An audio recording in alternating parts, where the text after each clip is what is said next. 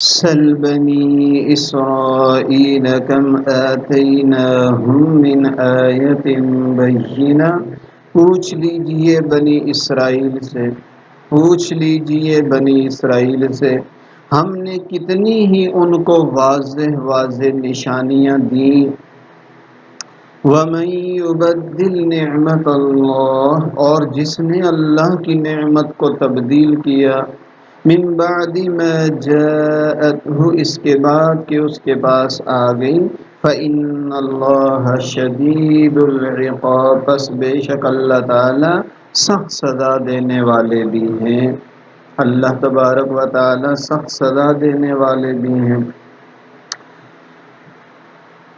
زُيِّنَ لِلَّذِينَ كَفَرُوا الْحَيَاةُ الدُّنْيَا، کافروں کے لیے مزین کی گئی دنیا کی زندگی، وَيَسْخَرُونَ مِنَ الَّذِينَ آمَنُوا، اور وہ مذاق اڑاتے ہیں ایمان والوں کا، وَالَّذِينَ اتَّقَوْا فَوْقَهُمْ يَوْمَ الْقِيَامَةِ، اور وہ لوگ جو متقی ہیں وہ ان سے بالا تر ہوں گے قیامت کے دن۔ واللہ یرزق من یشاء بغیر حساب، اور اللہ تعالی رزق عطا فرماتے ہیں جسے چاہتے ہیں بے حساب۔ کان الناس امۃ واحدہ، لوگ سب کے سب ایک ہی امت تھے، فبعث اللہ النبیین، پس اللہ نے بھیجا انبیاء کو، مبشرین و منذرین، خوشخبری سنانے والے اور ڈرانے والے، وانزل معهم الکتاب بالحق، اور اتاری ان کے ساتھ کتابیں حق کے ساتھ، لیحکم بین الناس فیما اختلفوا فیہ، تاکہ وہ فیصلہ فرمائیں لوگوں کے درمیان جس چیز میں وہ اختلاف کرتے ہیں۔ وَمَا اخْتَلَفَ فِيهِ إِلَّا الَّذِينَ أُوتُوهُ مِن بَعْدِ مَا جَاءَتْهُمُ الْبَيِّنَاتُ، اور اختلاف نہیں کیا اس میں مگر انہی لوگوں نے جن کو وہ کتابیں دی گئیں، اس کے بعد کہ ان کے پاس واضح دلائل آ گئے، بغیم بینہم، باہم سرکشی کرتے ہوئے، فَهَدَى اللَّهُ الَّذِينَ آمَنُوا، پس اللہ نے ہدایت دی ایمان والوں کو، لِمَا اخْتَلَفُوا فِيهِ مِنَ الْحَقِّ بِإِذْنِهِ، جیسا کہ انہوں نے اختلاف کیا اس میں حق کے ساتھ اللہ کے حکم سے۔ واللہ یہدی من یشاء الی صراط مستقیم، اور اللہ تعالی ہدایت دیتے ہیں جسے چاہتے ہیں صراط مستقیم کی طرف۔ ان آیات مبارکہ کو دیکھ لیجئے۔ حضور نبی کریم صلی اللہ علیہ وسلم کی تشریف آوری سے پہلے بنی اسرائیل آسمانی مذہب کے حامل تھے، آسمانی دین کے حامل تھے، اور لوگ انہی کو پڑھا لکھا بھی سمجھتے تھے، اور لوگ انہی کو اپنے لیے ایک معیار سمجھتے تھے کہ اگر یہ مانیں گے تو ہم بھی مان لیں گے۔ تو اللہ رب العزت نے اس لیے بنی اسرائیل سے بار بار خطاب کیا کہ تم پہلے انکار کرنے والے نہ بنو، اور لوگوں کی نظریں تمہاری طرف ہیں۔ تو اللہ فرماتے ہیں بنی اسرائیل سے پوچھو، یہود و نصارہ سے پوچھو، کتنی ہی ہم نے ان کو واضح واضح نشانیاں عطا کی، واضح واضح معجزات عطا کیے، اور ان میں یہ بھی ہے کہ ہم نے ان میں نبی بھیجے، اور ہم نے ان کو کتابیں عطا کی، اور ہم نے ان کو انبیاء کے طرح طرح کے معجزات، جو اللہ تبارک و تعالی نے موسیٰ علیہ السلام کو، عیسیٰ علیہ السلام کو، حضرت سلیمان علیہ السلام کو، حضرت داؤد علیہ السلام کو، اور حضرت یوشع علیہ السلام، اور حضرت یحییٰ علیہ السلام، اور حضرت زکریہ علیہ السلام، الغرض کتنے انبیاء اللہ نے بھیجے، کتنی کتابیں اللہ نے بھیجی، کتنے صحیفے اللہ نے بھیجے، واضح واضح اللہ تبارک و تعالی نے ان کو دلائل عطا کیے۔ اور اصل بات یہ ہے کہ نبی کی جو زندگی ہوتی ہے وہ خود ہی ایک معجزہ ہوتی ہے۔ نبی کے جو معجزات مشہور ہوتے ہیں وہ بھی ایک معجزہ ہوتے ہیں، ورنہ نبی کی زندگی پوری کی پوری ایک معجزہ ہوا کرتی ہے عام آدمی کی بنسبت۔ اس لیے کہ انبیاء کرام کا معاملہ عام انسانوں سے ممتاز ہوتا ہے، ان کی زندگی کا ہر لمحہ وہ معجزہ ہوا کرتا ہے۔ تو اللہ تبارک و تعالی نے ان کو طرح طرح کے معجزات سے نوازا تھا، اللہ تعالیٰ نے ان کو طرح طرح کی نشانیاں عطا فرمائی تھیں، اور یہ جو مثالی زندگی ہوتی ہے یہ صرف انبیاء کرام کی ہوتی ہے، یاد رکھیے۔ اس کے علاوہ کسی کو اسوہ حسنہ نہیں بنایا گیا۔ ہم سب کے لیے آج 14 صدیاں گزرنے کے بعد نمونہ نبی کریم صلی اللہ علیہ وسلم کی ذات گرامی ہے، جو بے عیب ہے اور جو لا ریب ہے اور جس میں کوئی شک شبہ نہیں ہے۔ باقی کسی کی زندگی کسی کے لیے نمونہ نہیں ہے۔ آج اگر ہم اپنے مقتداؤں کو، پیشواؤں کو دیکھیں کہ وہ دین پر 100% عمل پیرا نہیں ہو رہے تو وہ اللہ کی بارگاہ میں پکڑے جائیں گے، لیکن دوسروں کو یہ کہنے کا حق قیامت کے دن نہیں ہوگا کہ اس وقت کے علماء عمل پیرا نہیں تھے، صلحاء عمل پیرا نہیں تھے، محدثین عمل پیرا نہیں تھے، کیونکہ ہر آدمی سے کہا جائے گا کہ آپ کے لیے نمونہ تو ہم نے نبی علیہ السلام کو بنایا ہے، کسی عالم کو اور کسی صالح کو تو نہیں بنایا۔ تو ہم سب کے لیے نمونہ وہ انبیاء کرام ہیں، وہ نبی کریم صلی اللہ علیہ وسلم کی ذات گرامی ہے۔ تو بہرحال اللہ نے ان میں انبیاء بھیجے، پھر اللہ تعالیٰ نے ان کو کتابیں دی، پھر اللہ تعالیٰ نے ان میں من اور سلوہ اتارا، کوہ طور کو ان کے اوپر لایا کہ مانتے ہو یا نہیں مانتے، اور اس طرح کی طرح طرح کے معجزات اللہ نے ان کو عطا فرمائے۔ اور جس نے اللہ رب العزت کی نعمتوں کو تبدیل کر دیا، بدل ڈالا، یعنی اس نعمت کا یہ حق تھا کہ یہ بندہ اللہ کا فرما بردار ہو جائے اور اللہ تعالیٰ کے سامنے سرنگوں ہو جائے، وہ غرور و تکبر میں مبتلا ہو گیا تو اللہ تعالیٰ بھی سخت سزا والے ہیں۔ یاد رکھیے، جس کو اللہ تعالیٰ دنیا میں مال اور دولت دیں یا عزت اور مرتبہ عطا فرمائیں اور وہ اس پر غرور و تکبر کرنے لگ جائے اور وہ اس پر اترانے لگ جائے، جیسے اگلی آیت میں یہ بات آ بھی رہی ہے، تو یہ انتہائی خطرے کی بات ہے۔ حضرت علی المرتضیٰ رضی اللہ تعالیٰ عنہ ارشاد فرماتے ہیں، جو شخص کسی مومن مرد یا عورت کو اس کے فقر و فاقہ کی وجہ سے ذلیل اور حقیر سمجھتا ہے، اللہ تعالیٰ قیامت کے روز اس کو اولین و آخرین کے مجمع میں رسوا اور ذلیل کریں گے۔ تو فقر و فاقہ کی وجہ سے، غربت کی وجہ سے کسی کو حقیر نہیں سمجھنا، ورنہ قیامت کے دن اولین و آخرین کے سامنے اللہ رسوا فرمائیں گے۔ اور جو شخص کسی مسلمان مرد یا عورت پر بہتان باندھتا ہے اور کوئی ایسا عیب اس کی طرف منسوب کرتا ہے جو اس میں نہیں ہے، اللہ تعالیٰ قیامت کے روز اس کو آگ کے ایک اونچے ٹیلے پر کھڑا کریں گے جب تک کہ وہ اپنی خود ہی تکذیب نہ کرے۔ اولین و آخرین کے سامنے کہے گا کہ میں نے ہی غلط کیا اور میں نے ہی بغیر کسی دلیل کے بہتان باندھا۔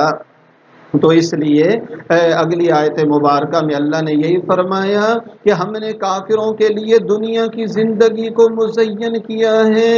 کافروں کی بظاہر دنیا کی زندگی بڑی عیش و عشرت والی ہے اور کافروں کی زندگی بڑے مزوں والی لگتی ہے، اور غربت کی وجہ سے وہ ایمان والوں کا مذاق بھی اڑاتے ہیں، لیکن اللہ نے بتا دیا کہ قیامت کے دن یہ ایمان والے، یہ متقی جو لوگ ہوں گے، یہ بالا تر ہوں گے کافروں کے مقابلے میں، یعنی یہ جنت کے عالی مراتب میں ہوں گے اور کافر جہنم میں ہوں گے۔ اور اللہ جسے چاہتے ہیں بے حساب رزق دیتے ہیں۔ دنیا میں رزق اللہ تعالیٰ کے قرب کا معیار نہیں ہے۔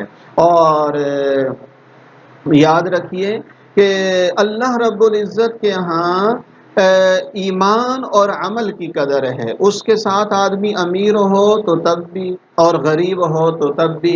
ایک آدمی کو اللہ دین اور دنیا دونوں دے دیں تو یہ خوش قسمتی ہے۔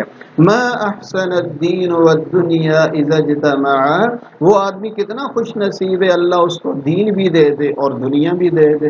وما اقبح الكفر والافلاس في الرجل، ایک آدمی غریب بھی ہے اور کافر بھی ہے، بے دین بھی ہے، یہ کتنا بد نصیب ہے۔ کیونکہ دنیا نہیں ہے تو دنیا کے ظاہری اس کو کوئی آسائش سہولت نہ ملی، اور دین نہیں ہے تو آخرت میں بھی بیچارہ عالی مراتب پر نہیں پہنچ سکتا، اور کافر ہے تو جنت میں نہیں پہنچ سکتا۔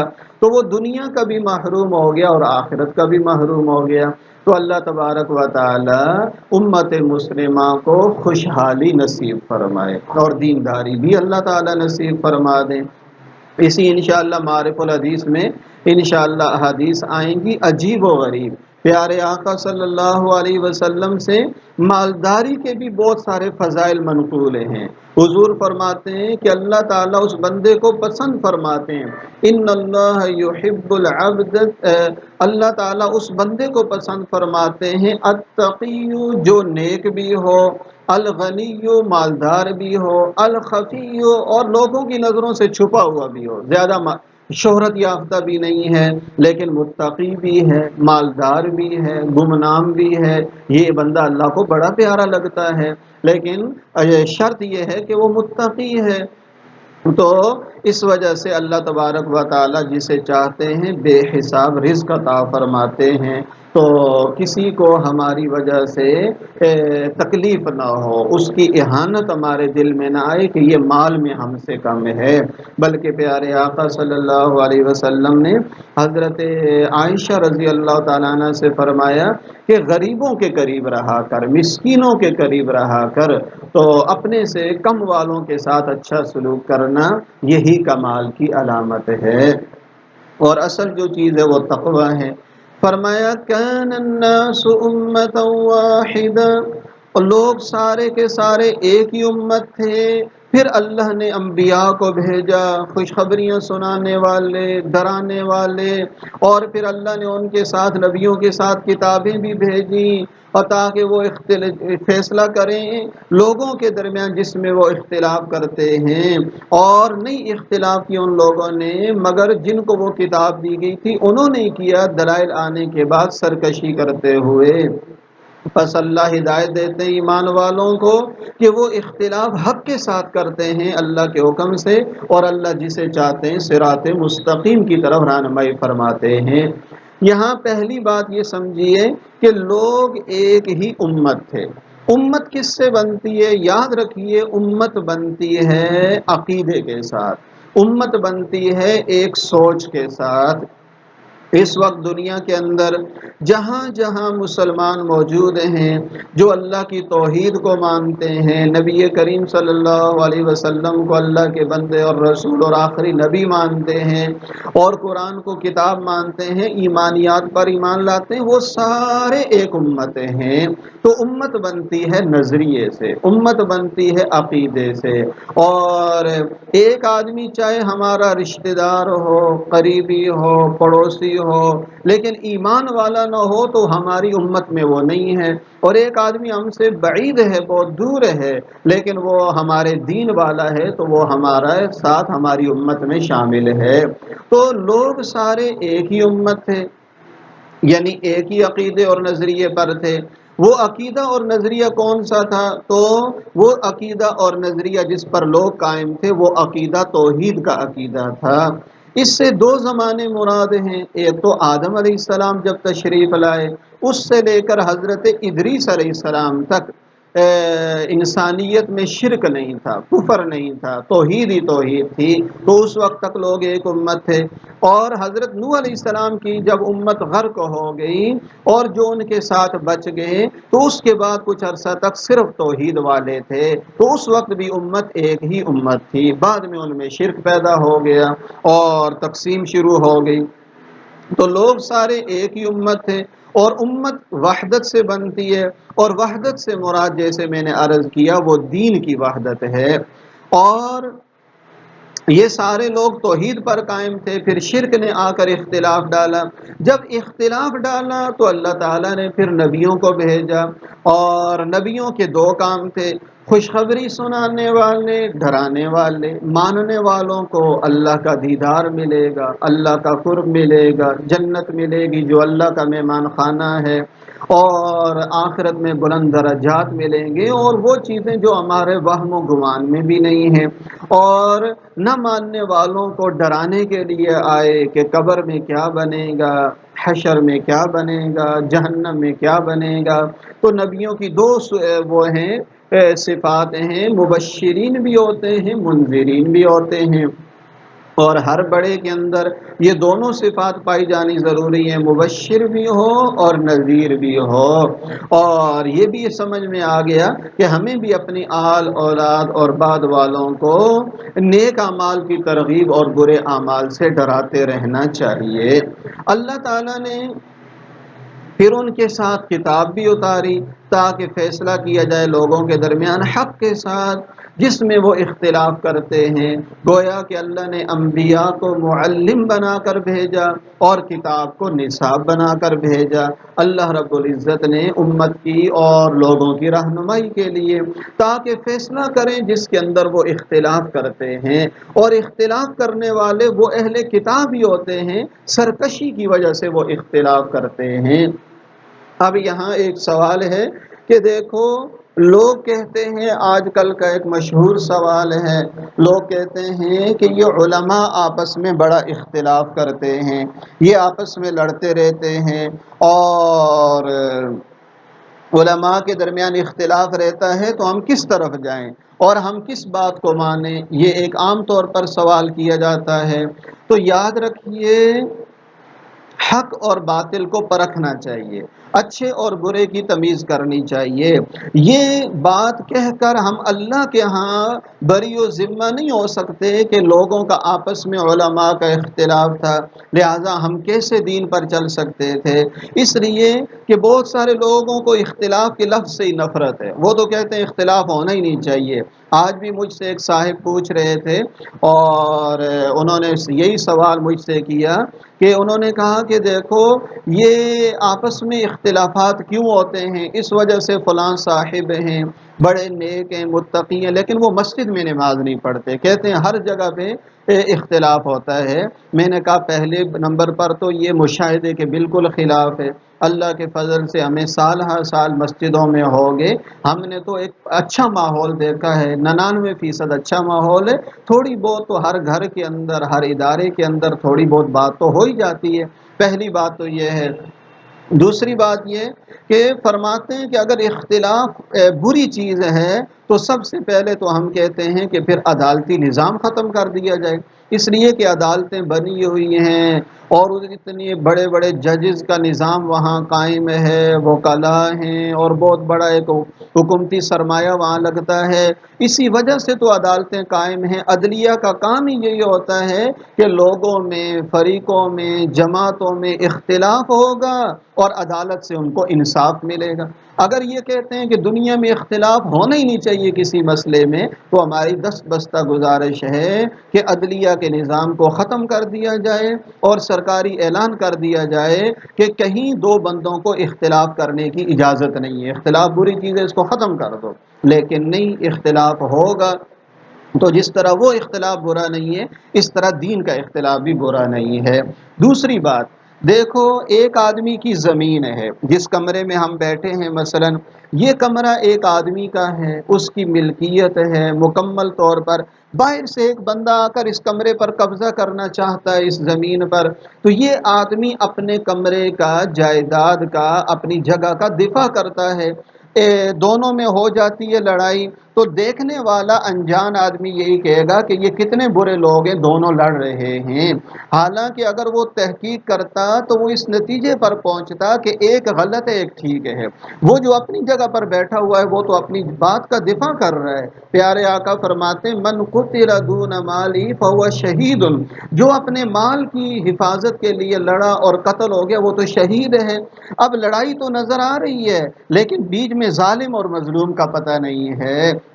لہذا برا اس کو کہا جائے گا جو باہر سے آ کر اس کی مال پر جائیداد پر قابض ہو رہا ہے، ہم کہیں گے تو برا ہے، دونوں کو برا نہیں کہیں گے۔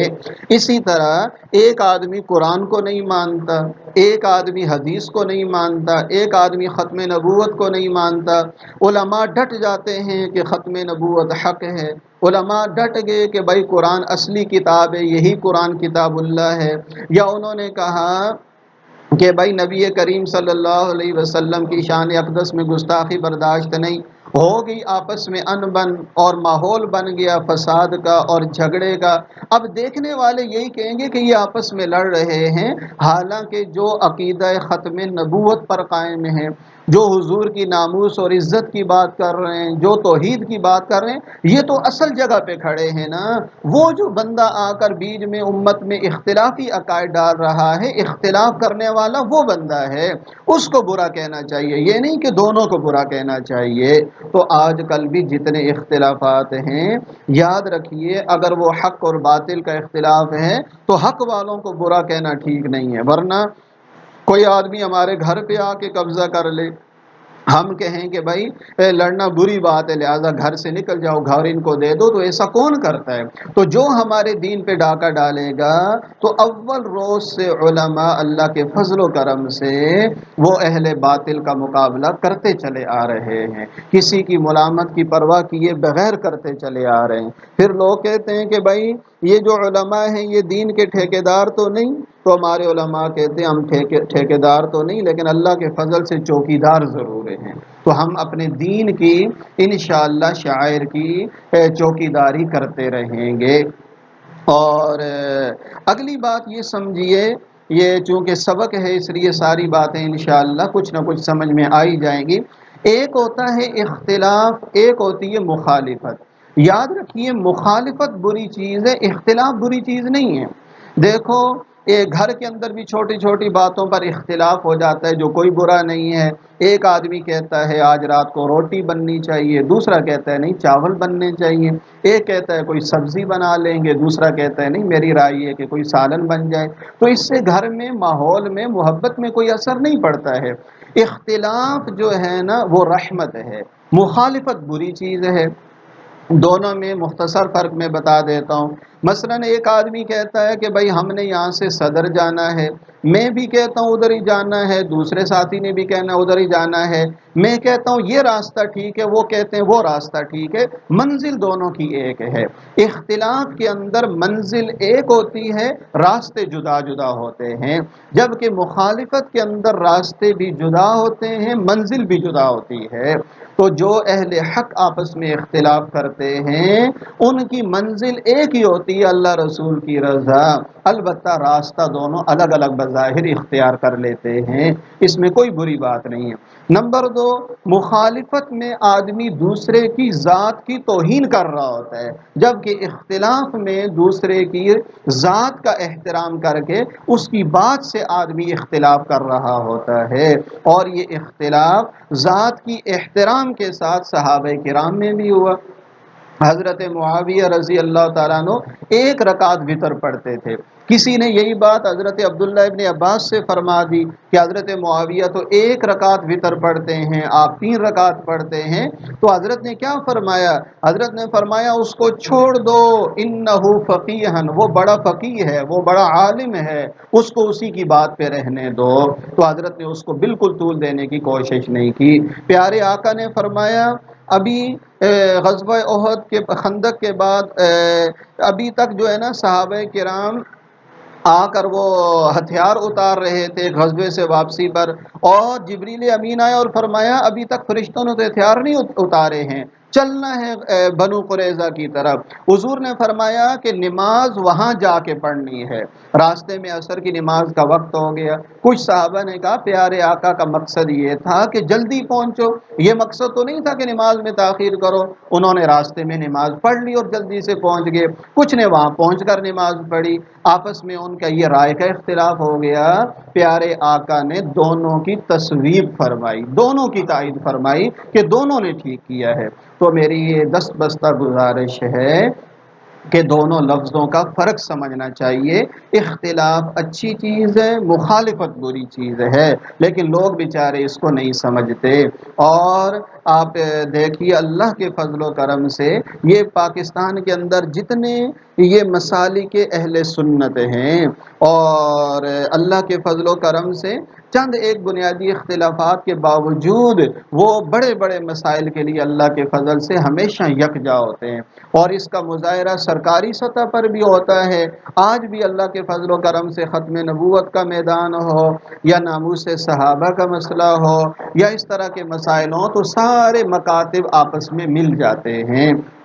اور یہی اعتراض کیا گیا تھا پاکستان میں آئین بنانے پر نا، جب علماء نے کہا پاکستان میں اسلام نافذ کرو، تو حکمرانوں نے کہا ہم کون سا اسلام نافذ کریں، یہاں تو اتنے فرقے آ رہے، کہے گا میری والا فقہ نافذ کرو۔ تو انہوں نے کہا نہیں، یہ تو ہمارے اختلاف تو چھوٹی چھوٹی چیزیں ہیں۔ 1973 کا جو آئین تھا وہ تمام مکاتب فکر نے مل کر چند دنوں میں حکمرانوں کو دے دیا اور کہا اس کو نافذ کرو، سارے اسلامی مسالک والے اس سے راضی ہیں۔ تو حکومت کے پاس یہ بہانہ نہیں تھا کہ یہ مکاتب فکر آپس میں مل نہیں سکتے، ہم کہتے ہیں 1973 کا آئین نافذ کر دو، اس پر سارے آپس میں راضی ہو جائیں گے۔ تو یہ بات میں نے اس لیے گزارش کر دی کہ اختلاف کیا لوگوں نے، لیکن اہل حق نے جو اختلاف کیا وہ حق کو لے کر کیا، اللہ فرماتے ہیں اللہ کے حکم سے کیا، تو ان کا حق پر ڈٹ جانا یہ ضروری تھا، ورنہ دین کی بنیادیں ہی ہل جاتی۔ اور یہی بات ماشاءاللہ آپ حضرات کے سامنے معرف الحدیث کے اندر بھی آ گئی۔ ایک آدمی حدیث کا انکار کرے گا تو انشاءاللہ ہم تو میدان میں آئیں گے، دلائل آپ حضرات نے دیکھ لیے، ہم آ کر اس کا مقابلہ کریں گے۔ کوئی کہے تم کیوں مخالفت کرتے ہو، تو اپنے پیارے نبی کی حدیث کی خاطر تو ہم جان بھی لگا سکتے ہیں، اپنے نبی کی ناموس کے لیے تو ہم جان بھی لگا سکتے ہیں، لیکن اس ہر اختلاف کو اختلاف کہہ کر اس کو ہم نظر انداز نہیں کر سکتے ہیں۔ بہت سارے لوگ ہم نے دیکھا، خود ہمارے ساتھ یہ واسطہ پڑتا ہے، بظاہر بڑے سنجیدہ، بڑے آفیسر، بڑے تاجر ہوتے ہیں نا، وہ کہتے ہیں یار یہ فلانا قادیانیوں کی آپ مخالفت کیوں کرتے ہیں، پرامن ماحول رہنے دینا چاہیے اور یہ اختلافات میں نہیں پڑنا چاہیے۔ تو ہم ان سے گزارش کرتے ہیں دیکھو ہر بات کو اختلاف کہہ کر اس کو اختلاف کی ٹوکری میں نہ ڈالا کرو، بعض چیزیں ہمارے دین کی بنیاد ہوتی ہیں جن سے ہم ایک قدم بھی پیچھے ہٹیں گے تو ہماری آئندہ نسلوں کا ایمان تباہ و برباد ہو جائے گا اور ہم اللہ کی بارگاہ میں مجرم بن جائیں گے۔ تو اس لیے اختلاف اور مخالفت کا فرق بھی سمجھنا چاہیے، اور جہاں بھی اختلاف نظر آئے تو یہ دیکھنا چاہیے کہ حق پر کون ہے اور باطل پر کون ہے۔ اللہ تعالی ہمیں حق کی چوکیداری کے لیے قبول فرمائے، حق کی خدمت کے لیے اللہ تعالی ہم سب کو قبول فرمائے۔ اللہ قرآن و سنت کی ہمیں سمجھ نصیب فرمائے۔ وآخر دعوانا ان الحمد للہ رب العالمین۔